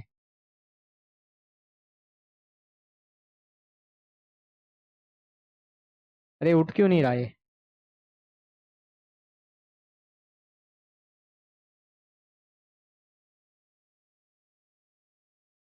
छोड़ो, यहाँ पर बता देता हूँ। अब अगर क्वेश्चन मुझे, नेक्स्ट स्लाइड ले लेते हैं। अब अगर मुझे क्वेश्चन इस टाइप से है कि calculate the pH of 10⁻⁻8 molar HCl। ये क्वेश्चन मतलब लैंग्वेज कैसी भी हो, मैं तो आपको सिर्फ समझाने के लिए बता रहा हूँ। अब इसमें मुझे अगर pH लेना हो 10⁻⁻8 MHCl में, तो मैं कैसे सॉल्व करूंगा, ये बताओ जल्दी। इस वाले केस में देखो, अब मुझे pH गिवन है 10⁻⁻8 विच इज लेस देन 10⁻⁻6। और मैंने बताया था जब हम 10⁻⁻6 से ज्यादा ले रहे थे, वो स्ट्रॉन्ग एसिड के केस में आ रहा था, उस केस में हम क्या कर रहे थे, हम वाटर की जो कंसंट्रेशन है उसको नेग्लेक्ट कर देते थे। क्यों, क्योंकि वो एसिडिक हो गया, क्योंकि वो एसिडिक हो गया। अब इस केस में ये एसिडिक नहीं रहा, इस केस में एसिडिक नहीं है, ये 10⁻⁻6 से कम आ रहा है। और अब हमें क्या करना होगा, अब हमें ये मत कर देना कि pH 8 लिख देना, -log H पॉजिटिव करके इसकी वैल्यू निकाल के आपने pH 8 लिख दिया, फिर ये एसिड कहाँ से रहा, HCl है भाई, ये एसिड कहाँ रहा, फिर तो ये बेस बन गया, HCl बेस थोड़ी है। बहुत बच्चे क्या करेंगे, इसको कैलकुलेट कर देंगे ऐसे, pH इक्वल्स टू -log 10⁻⁻8, क्या करेंगे इसको कैलकुलेट करके 8 log 10 यानी कि 8, और वहीं उनका गलत हो जाएगा। क्यों, क्योंकि pH की वैल्यू 8 आने का मतलब है वो बेसिक हो गया। आपको मैंने pH स्केल में बताया था ना, एसिड कब तक है, 0 से 7 तक, उसके बाद फिर बेस है। तो यहाँ पर क्या वो बेस बनाना है, हमें बेस नहीं बनाना ना, हमें तो एसिड ही रखना है। तो इस केस में आप कैसे करेंगे, इस केस में देखो होगा क्या। अब यहाँ पर हम वाटर की कंसंट्रेशन को नेग्लेक्ट नहीं कर सकते, नहीं कर सकते ना। अब वाटर की कंसंट्रेशन कितनी होती है, we know that H positive 10⁻⁻7, ये तो फिक्स्ड होती है 10⁻⁻7। तो उसको भी हमें pH लेने के लिए ऐड करना पड़ेगा। तो जो इसकी टोटल कंसंट्रेशन बनेगी, जो इसकी टोटल कंसंट्रेशन बनेगी H पॉजिटिव टोटल, वो होगी मेरी 10⁻⁻8 जो गिवन है, प्लस 10⁻⁻7 जो कि वाटर की है, यानी इसमें वाटर की कंसंट्रेशन को भी ऐड करना है। और ये कितना हो जाएगा ऐड करके, 10⁻⁻7 कॉमन, ये 10⁻⁻1 यानी 1/10 प्लस 1, ये हो गया 11/10 या 1.1, सीधे सीधे ऐसे भी कर सकते थे। ये 0.1 होता, 0.1 प्लस 1 कितना होता, 1.1। H पॉजिटिव आयन की कंसंट्रेशन मेरी कितनी आ गई, 1.1 इंटू 10⁻⁻7 मोलर। एक बार इसको चेक करो, सही है कि नहीं, बिल्कुल सही है एकदम, कोई दिक्कत नहीं, कहीं से कहीं तक नहीं। चलो आगे देखो, pH निकालो अब, which is -log H positive, -log H positive.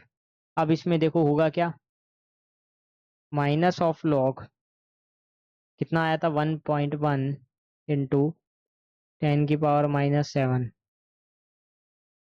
ये देखो वही वाली प्रॉपर्टी लगानी है, log mn वाली, log m plus log n करते थे, -log 1.1 प्लस, क्योंकि माइनस आ जाएगा, log 10⁻⁻7। इसको यहाँ सॉल्व करेंगे, इधर लेकर माइनस लॉग 1.1 प्लस 7 लॉग 10। ठीक है, ये लॉग 10 कितना होता है, 1 होता है। तो ये हो जाएगा 1 माइनस लॉग 1.1 कितना होता है, आपको पता ही होगा, थोड़ा बहुत तो आइडिया है।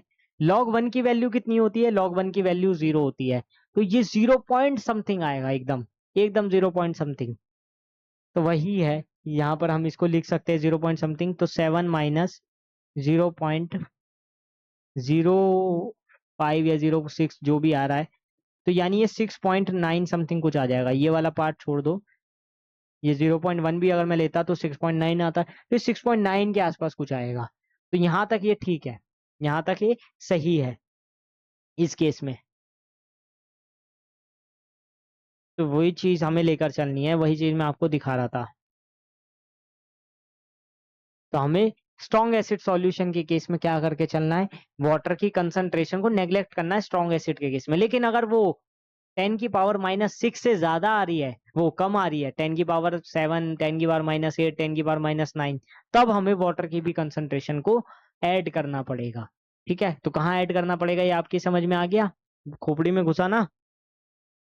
अब देखो, H पॉजिटिव आयन को हम ये भी लिख सकते हैं, molarity of the strong acid solution into number of H positive ions पर एसिड मॉलिक्यूल। ये तो अभी मैंने दिखाया भी था।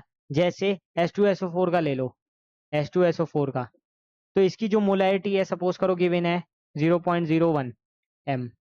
तो हम क्या करेंगे, हम डायरेक्टली इसकी कंसंट्रेशन 0.01 नहीं लेंगे, number of H positive ion जितने हैं उससे भी तो मल्टीप्लाई करेंगे, जो अभी हमने देखा था। ये कितने में टूटता है, 2H पॉजिटिव आयन में टूटता है, तो इसकी मल्टीप्लाई इससे भी तो होगी। तो टोटल कितनी आ जाएगा इसका H पॉजिटिव कंसंट्रेशन, 0.02। ये वाला केस अभी थोड़ी देर पहले मैंने आपको बताया था, क्वेश्चन भी किया हमने एक इस टाइप का। जल्दी देखो, सारी चीजें आपको करवाई जा रही है, सारी की सारी चीजें, ऐसी कोई चीज नहीं है जो मैंने छोड़ दी हो। आप बोल भी नहीं सकते हो, क्योंकि कुछ छोड़ा ही नहीं है आपके बोलने लायक। समझ रहे हो ना, समझ रहे हो, समझ रहे हो। हाँ, आगे बढ़ते हैं।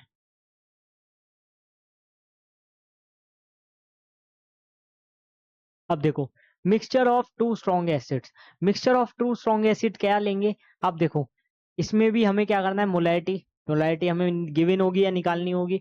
उसके बाद मल्टीप्लाई कर देंगे number of H positive ion से, वही वाला H positive ion into V1। अब इससे एक चीज और मुझे समझ आ रही है, इसको मैं M1 भी तो लिख सकता हूँ, M1। अगर मुझे मिक्सचर दिया हुआ है दो एसिड सॉल्यूशन का, जिसमें सपोज करो एक है मेरा ये 1, इसको मैं A मान लेता हूँ, इसको सॉल्यूशन A मानता हूँ, इसको सॉल्यूशन B मानता हूँ। सपोज करो इसकी मोलैरिटी M1, इसकी मोलैरिटी M2, इसका वॉल्यूम V1, इसका वॉल्यूम V2। तो यहाँ पर देखो, इस केस में मिक्सिंग के केस में हम क्या करेंगे। अच्छा, आपने मोलैरिटी ऑफ मिक्सिंग वाला केस भी पढ़ा था, जब हमने मोल कॉन्सेप्ट देखा था। क्या करते थे हम, उसमें नंबर ऑफ मोल्स निकालते थे, कैसे, M1V1 प्लस M2V2। यही करते थे ना, M1V1 प्लस M2V2। ये हो गए मेरे नंबर ऑफ मोल्स। और मुझे अगर कंसंट्रेशन निकालनी है तो क्या करेंगे, वॉल्यूम से डिवाइड भी तो करना पड़ेगा, और वॉल्यूम क्या होगा, वी टोटल, यानी V1 प्लस V2। ये वाला केस आपने देखा था, जब हमें कंसंट्रेशन निकालनी होती थी प्रॉपर। ठीक है ना, ये वाला केस हमने देखा था, मिक्सिंग ऑफ मिक्सिंग वाला। इसमें भी सेम करना है हमें, mixing of two strong acids में हमें दो सॉल्यूशन गिवन है, और दोनों की मोलैरिटी गिवन है, दोनों का वॉल्यूम गिवन है। तो क्या करेंगे, कंसंट्रेशन ऐसे निकाल लेंगे, क्योंकि कंसंट्रेशन क्या होती है, number of moles upon volume. अब हमें दो सॉल्यूशन दिया है, तो मुझे टोटल नंबर ऑफ मोल्स निकालने हैं। टोटल नंबर ऑफ मोल्स कब निकलेंगे, पहले मैं इसके N1 निकाल लूं, फिर मैं इसका N2 निकाल लूं। और नंबर ऑफ मोल्स का फॉर्मूला क्या होता है, नंबर ऑफ मोल्स का फॉर्मूला होता है मोलैरिटी इंटू वॉल्यूम। मोलैरिटी क्योंकि क्या होती है, number of moles upon volume. तो वहां से अगर मैं देखूं तो number of moles molarity into volume भी तो होता है। तो यहाँ पर देखो, इसके लिए N1 हो गया M1V1, ये इसके लिए N2 हो गया M2V2। अपॉन में डिवाइड कर देंगे किससे, टोटल वॉल्यूम से। और टोटल वॉल्यूम कब आएगा, जब हम दोनों का वॉल्यूम ऐड कर देंगे, यानी V1 प्लस V2 कर देंगे। जल्दी से देखो, अच्छे से देखो, प्यार से देखो, ठीक है। तो यहाँ पर वही बताया, ये H+1 या H+2, इसको आप M1 M2 भी मान सकते हो। और V फाइनल आपको पता है, V टोटल या V फाइनल V1+V2 है। तो वही फॉर्मूला बनाया है, बस यहाँ पे मैंने M1 M2 माना था, इन्होंने H+1 H+2 मान रखा है। उससे कोई फर्क नहीं पड़ने वाला। हमें टोटल क्या निकालनी है, कंसंट्रेशन। जो मैंने टोटल कंसंट्रेशन M मानी थी, उसको आप H+ मान लो, तो ज्यादा फर्क कहाँ रह गया। अब इसी पर बेस्ड एक क्वेश्चन देखेंगे, शायद ही हमारा लास्ट क्वेश्चन होगा आज का, ठीक है। बेहतरीन क्वेश्चन है, बेहतरीन बढ़िया क्वेश्चन है एकदम। देखो इसमें क्या कह रहा है, 200 ml of a strong acid solution of pH 2 is mixed with 800 ml of another acid solution of pH 3. The pH of the resultant solution is, अब मुझसे ये पीएच पूछ रहा है रिजल्टेंट सॉल्यूशन का। इसमें दिया क्या है, दो स्ट्रॉन्ग एसिड दिए हैं, दो स्ट्रॉन्ग एसिड दिए हैं, और उसका मुझे क्या क्या गिवन है, उसका मुझे वॉल्यूम भी गिवन है दोनों का, और उन दोनों के पीएच गिवन है। अब देखो कितना बढ़िया घुमाया है, यहाँ कंसंट्रेशन नहीं दी जो हम M1V1 प्लस M2V2 वाला काम कर दें, कुछ नहीं। यहाँ पर क्या दिया है मेरे को, अच्छा हाँ, फॉर्मूला एक और भी होता है, मैं आपको बताना भूल गया, N1V1 वाला भी हम ये भी ले सकते हैं, N1V1 plus N2V2 upon V1 plus V2 भी लेते हैं, ठीक है ना, कंसंट्रेशन के लिए। इक्विवेलेंट आपको निकालना आता ही होगा। खैर ये वाली चीज तो अलग है, अभी इसको देखते हैं। इसमें उसकी जरूरत नहीं है वैसे, ठीक है, इस वाले में उसकी जरूरत नहीं है। यहाँ पर देखो स्ट्रॉन्ग एसिड दिया है मेरे को जिसका पीएच है 2, तो मेरे को दो केस मान के चलने हैं, ये मान लेता हूँ A, और दूसरा वाला जो है उसको B मान लेता हूँ, ठीक है। दो सॉल्यूशन है इस टाइप से, इसको इमेजिन भी करवा देता हूँ,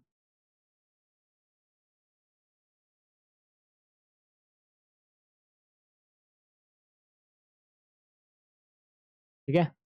एक है मेरा 200 ml सॉल्यूशन, इसमें 200 ml सॉल्यूशन है, इसमें 800 ml सॉल्यूशन है।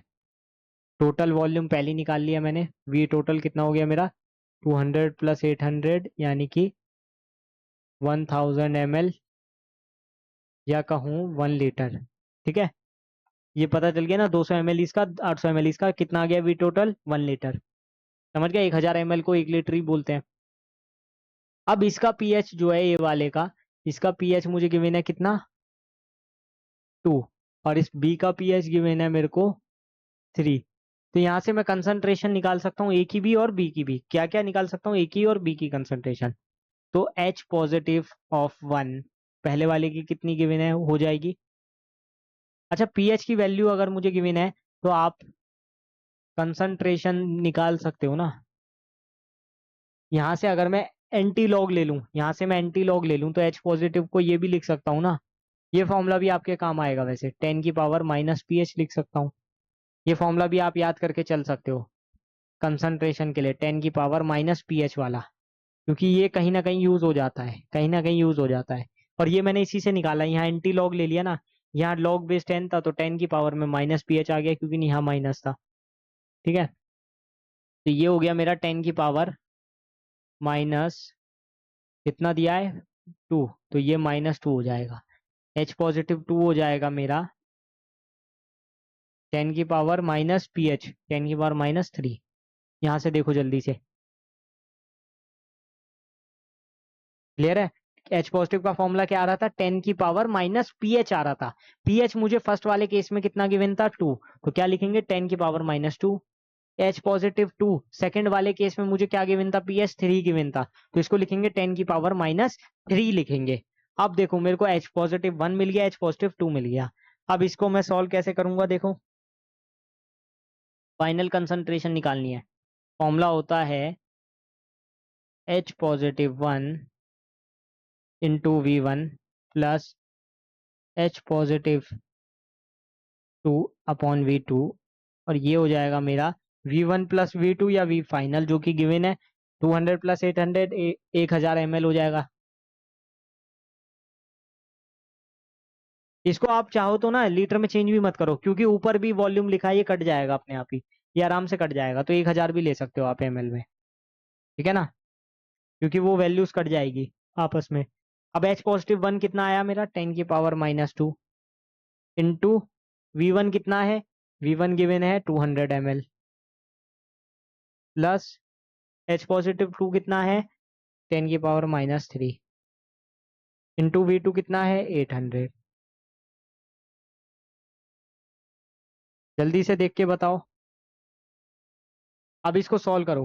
10 की पावर -2 है, 100 से मल्टीप्लाई करते ये घट गया, तो ये कितना बचा यहाँ पर 2, ऊपर आया 2 प्लस ये देखो यहाँ पर मल्टीप्लाई जैसी मैंने किया तो ये आ गया 0.8। कितना आ गया 0.8।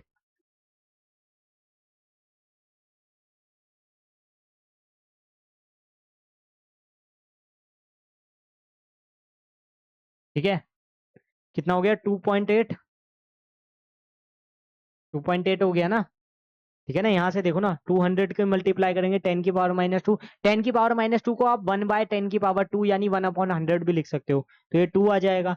इसको आप 10 की पावर -3 या 1/10 1/1000 भी लिख सकते हो, और जब डिवाइड करोगे तो 0.8 आएगा। ये आपको थोड़ी बहुत कैलकुलेशन तो आनी चाहिए। ये 2.8 मोलर आ गया। रुको रुको एक सेकेंड, ये पावर भी तो है, अपॉन में 1000 यानी कि ऊपर आके कितना होगा 10 की पावर -3 होगा। अभी तक हमारा देखो पीएच नहीं निकला है, रिजल्ट एंड पीएच निकालना है मुझे। I need a space right now, तो मैं यहाँ लिखूंगा, और कुछ ऑप्शन भी नहीं है। पीएच पॉजिटिव कितना है 2 की पावर 2.8 इंटू 10 की पावर -3, पीएच क्या हो जाएगा -log H positive which is -log 2.8 into 10 की पावर -3। सॉल्व करने पर कितना आया ये माइनस, इसको वही तोड़ दो, -log 2.8, ये हो जाएगा माइनस माइनस प्लस 3 log 10। ये log 10 उधर जाके हो गया 3 माइनस log 2.8 की वैल्यू कितनी होगी, log 2 की वैल्यू 0.3 होती है और log 3 की वैल्यू 0.47 होती है, तो इसकी वैल्यू लगभग लगभग कितनी आनी चाहिए 0.45 के आसपास आनी चाहिए। मेरे को जो लगता है लगभग लगभग 0.45 के पास या आसपास आनी चाहिए इसकी वैल्यू। तो कितना हो जाएगा, अगर मैं मान के चलता हूँ 0.45 लेके चलता हूँ, सपोज करो 0.45, तो ये कितना आ जाएगा सॉल्व करने पर 2.55, लगभग लगभग इतना आना चाहिए पीएच। तो जो भी 2.5 2.6 के बीच में है वो मेरा करेक्ट आंसर है, 2.5 या 2.6 के बीच में। तो अब यहाँ से आप चेक कर लो, 2.4 और 2.55 क्लोज है, आई थिंक 2.55 ही लेना चाहिए फिर, क्योंकि 2.5 से 2.6 के बीच में आ रहा था। ठीक है, तो ये सही हो जाएगा। एक बार इस क्वेश्चन को बहुत ही अच्छी तरह से, एकदम ऐसा होता है ना रट्टू तोते की तरह, वैसे देख लो एक बार। बहुत ही इंपॉर्टेंट क्वेश्चन है, इस टाइप का क्वेश्चन आता है। करना क्या था, सिंपली हमें पहले पता था कि पीएच दोनों के दिए हैं, दोनों के वॉल्यूम दिया है, तो मैंने क्या करा कंसंट्रेशंस निकाल ली दोनों केसेस में।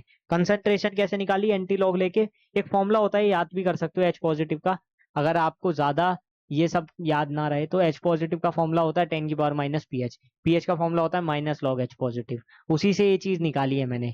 तो ये तो शॉर्ट फॉर्मूला हो गया। तो जैसे ही मैंने ये चीज देखी, मेरे दिमाग ने सिग्नल भेजा, मेरे दिमाग ने सिग्नल भेजा कि कंसंट्रेशन ऑफ एच मैंने निकाल ली, कंसंट्रेशन ऑफ एच मैंने निकाल ली, कितना आ गया 10 की पावर -2 था, तो यहाँ पर 10 की पावर -2, क्योंकि पावर में क्या है पीएच 2, और जैसे ही मैंने सेकंड वाले केस में देखा पीएच 3 था, तो 10 की पावर -3 आ गया।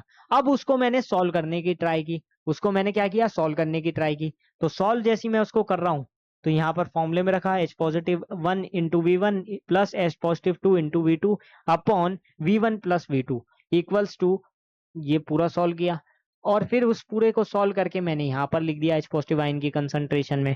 ठीक है, ये वाला पार्ट यहाँ तक आपको कोई दिक्कत नहीं। अब दिक्कत कहाँ आएगी, इसको सॉल्व करने में। मुझे पता है आप नीट वाले हो, आपको दिक्कत ही सॉल्व करने में आएगी हमेशा, आपकी कैलकुलेशन हमेशा वीक रहती है। लेकिन मैंने आपको क्या बताया, थोड़ी बहुत चीजें याद करके चलो, जैसे लोगैरिथम है और अंडर द रूट है, ये सब याद करके चलोगे तो आपको फायदा मिलेगा हमेशा की तरह। अब देखो फॉर्मूले में रखा 2.8 इंटू 10 की पावर -3, ये आपको पता था 10 की पावर -3 आपको पता है, जैसे ही ऊपर 10 की पावर -3 दिखा आपको समझ आ गया इसका तो 3 आएगा, लेकिन इसको पार्ट को भी तो लेना है 3 माइनस log 2.8 को, तो इसमें आपको दिक्कत आएगी, इसलिए मैं आपको बताऊंगा। लॉग के आप 1 to 10 तक वैल्यूज याद कर लो कि log 1 पे क्या होता है, log 2 पे क्या होता है। थोड़ा बहुत तो मैं बता ही देता हूँ, log 2 पे 0.3, log 3 पे 0.47, ठीक है, इस टाइप से याद कर लो। log 4 के लिए आप कर सकते हो 0.6020, log 5 के लिए आप कर सकते हो क्या, log 10/2 करके, log 10-2 यानी 1 माइनस log 2 यानी 0.7 या 0.69 आती है। याद करने का एक और तरीका भी है, जैसे log 2 की आपको याद है, सपोज करो 0.3010 होता है, log 3 आपको पता है कितना होता है, 0.47 होता है, ठीक है। तो आप ऐसे याद कर सकते हो, log 4 निकालना बहुत ईजी है। याद भी ना हो तो क्या करो, इसको क्या लिख सकते हैं, log 2 का स्क्वायर, 4 को 2 का स्क्वायर लिख सकते हैं। तो यहाँ पर क्या हो गया, 2 इंटू लॉग 2, 2 इंटू लॉग 2 का मतलब 2 इंटू 0.303, log 2 की वैल्यू पता है ना यहाँ से, तो कितना आ जाएगा 0.6020। ऐसी log 5 को कैसे सॉल्व करोगे, log 5 को लिख सकते हो log 10/2, और m अपॉन n की प्रॉपर्टी क्या होती है, log m minus log n, log 10 minus log 2 कितना हो गया, log 10 माइनस log 2 करने पर कितना आएगा 1 माइनस log 2, और log 2 की वैल्यू कितनी है 0.3010, तो ये हो गया 0.69 समथिंग कुछ आएगा। इतना याद नहीं रखना, 0.69 तक याद कर लिया बहुत है, या 0.7 तक भी लेके आपका अप्रोक्सीमेशन में चल सकते हो। log 6 के केस में आप लिखोगे log 2 इंटू 3, log 2 इंटू 3, और log 2 इंटू 3 को आप लिख सकते हो log 2 प्लस log 3, कितना आ गया सॉल्व करने पर 0.3010 प्लस 0.47, कितना आ जाएगा ये सॉल्व करने पर 0.77 कुछ आ जाएगा। ऐसे ही आप सारा देख सकते हो। log 8 का भी बहुत ईजी है याद करना, log 7 का आप log 10 माइनस 3 करके कर लेना, ये हो जाएगा log 2 की power 3 equals 3 into log 2, log 2 की वैल्यू पता है कितनी है 0.3010, तो ये आ गया 0.9030। बस इस टाइप से आप लॉग्स की वैल्यू याद कर सकते हो। ये मैं आपको बहुत ही बेसिक सी चीज बता रहा हूँ, बहुत ही सिंपल सी चीज आपको याद करने के लिए, ये आपको बहुत ज्यादा हेल्पफुल रहेगी हमेशा, ठीक है। अभी देखते हैं, टाइम तो बचा नहीं है, कितना काम रह गया है करवाने के लिए।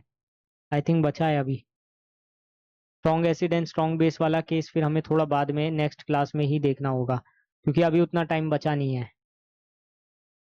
तो आज के लिए शायद इतना ही करके अपने को खत्म करना होगा। तो मजा आया, काफी अच्छी क्लास थी, आप सबको भी आई होप बहुत मजा आया होगा, ठीक है। ऐसे ही हम क्लासेस करते रहेंगे, ऐसे ही आपके लिए कॉन्सेप्ट्स लाते रहेंगे। ये तो सिर्फ शुरुआत है, मैं पहले भी कहता हूँ कि अभी अभी तो पार्टी शुरू हुई है, अभी तो आपको बहुत कुछ देखना बाकी है। अभी तो हम आपको स्टार बनाएंगे, स्टार बनाने के लिए क्या है कि थोड़ी सी चीजें हमें एक्स्ट्रा रखनी पड़ेगी, थोड़ी सी चीजें एक्स्ट्रा रखनी पड़ेगी। मैं आपको एक चीज और बता दूं कि इस यहीं पर हम नहीं रुकेंगे, अभी और भी बहुत सारी चीजें मैं लेकर आने वाला हूँ, जैसे कि जो मैंने सोचा है, प्लान किया है, क्योंकि अब गेम स्टार्ट हो चुका है, अब कम बैक होने वाला है, अब चीजें खत्म नहीं होगी, अब तो चीजें शुरुआत है। अब तो चीजें शुरुआत हुई है ना, तो फिर अब देखो, अब आपको बहुत कुछ देखने को मिलेगा, क्योंकि अब कम बैक होगा। अभी तक जो किया वो किया, अब लेकिन चीजें खत्म खत्म होगी एकदम।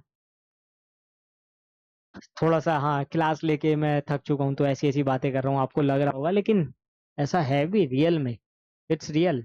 आपको चीजें अलग देखने को मिलेगी अब से, अब चीजें बदलने वाली है, बिल्कुल चेंज होने वाली है, ठीक है। तो बहुत अच्छी क्लास रही है, मुझे बहुत मजा आया पर्सनली बोलूँ तो, क्योंकि मैं यही चाहता हूँ कि मेरे को, मैं अगर क्लास ले रहा हूँ या फिर मैं कुछ करवा रहा हूँ, तो मुझे वहां से सामने से उसका रिवर्ट मिलना चाहिए। और वो चीज़ मुझे आज देखने को मिली कि बच्चे बहुत सारे आए और क्लास को बहुत अच्छे से किया, और यही क्लास चलती रहनी चाहिए, ठीक है। ये लाइव क्लास को हम फिर रिकॉर्डेड में चेंज करते हैं, रिकॉर्डेड लेक्चर आपको मिलते हैं, लेकिन आपको इन लेक्चर्स को यूज भी करना है, आपको इन लेक्चर्स को यूज करना आना चाहिए, सबसे इंपॉर्टेंट चीज यही है। अगर आपको इन लेक्चर्स को इंपॉर्टेंस देनी नहीं आती, आपको यूज करना नहीं आता, तो कोई फायदा नहीं है।